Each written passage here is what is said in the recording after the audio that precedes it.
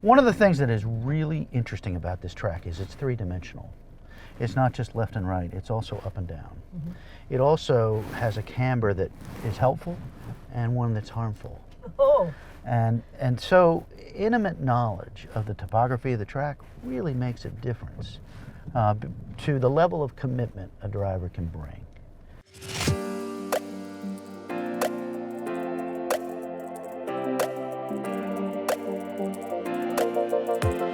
So one of the great things about VIRginia International Raceway is, I hate to say it, but she's a grand old lady of the first big wave of major road courses in North America. When servicemen came back from Europe from serving there after the World War II in 1945 to 1955, they brought back with them British, Italian, and German sports cars.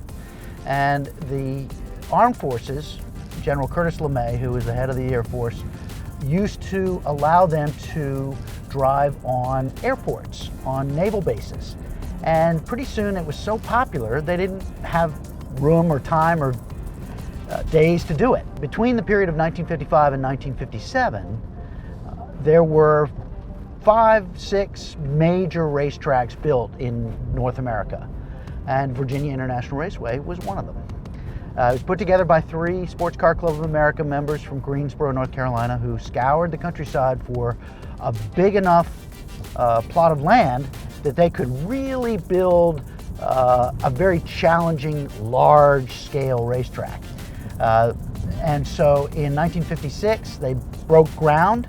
They arranged with the local family that owned it, the Foote family, who still owns it, and leases it to the owners today. This 1,155-acre plot of land surrounded on 3 sides by the Dan River. There's 130 feet of elevation changes, 22 separate corners. Andy Wallace, a driver, an English driver with great history at Le Mans at the 24-hour race, once said, if you can drive well here, you can drive well anywhere. And Carroll Shelby, after winning the first race here in August of 1957, said 1 lap of VIR is like 100 at Watkins Glen. And Watkins Glen is a very well-known track.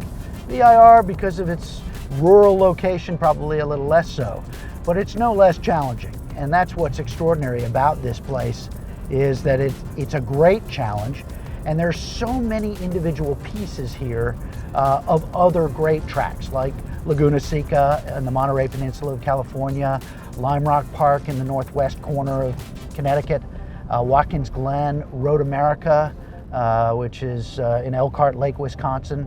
There are really quite a few big tracks, and VIR is one of them.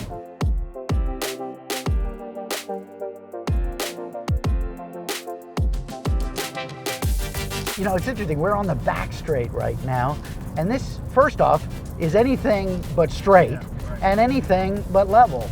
And when the current owners decided to spend the money to reopen this place after it had been abandoned for 25 years, their first consultant, a guy named Dick Lee, who made some changes for the motorcycles to race at Laguna Seca, came in, took one look at this back straight and said, you're going to have to build an alternate straight and level back straight.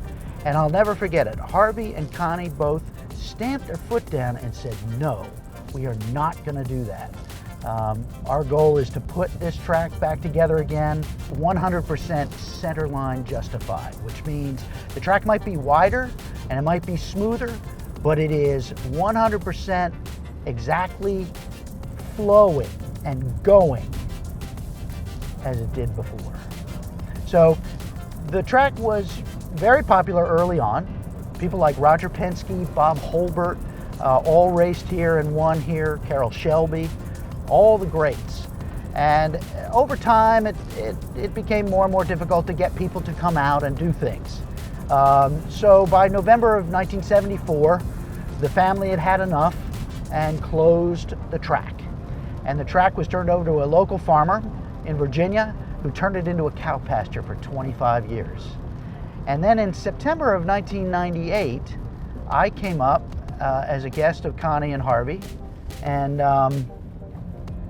was able to sort of tour the abandoned track, trees and grass growing up from the cracks in the pavement, and I mean, it was really rustic, shall we say. Muddy roads going in and out. I mean, nothing like you see now. I mean, it's like a country club now.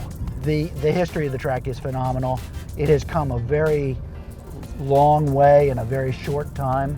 It took them 2 years to rebuild it. It was opened in March of 2000. And the first race here was an SCCA race, which was appropriate considering SCCA's long support of this track.